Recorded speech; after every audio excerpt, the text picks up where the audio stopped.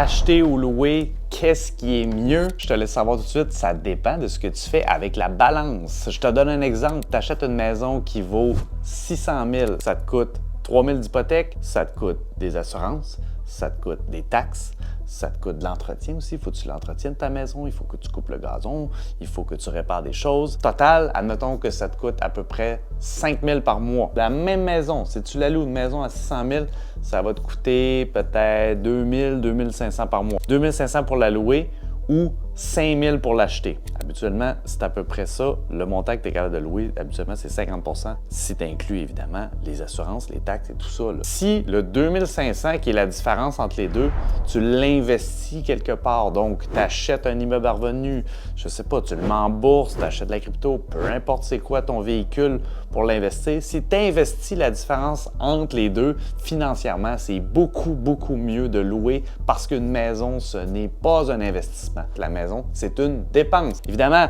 on veut tous rester quelque part. On veut une maison. Souvent, c'est un choix où est-ce que c'est plus un style de vie, c'est-à-dire qu'on veut la mettre à notre goût, on veut avoir un avenir pour nos enfants ou je sais pas trop quoi, tu as raison pour pouvoir acheter une maison. Puis, c'est correct, mais c'est un style de vie.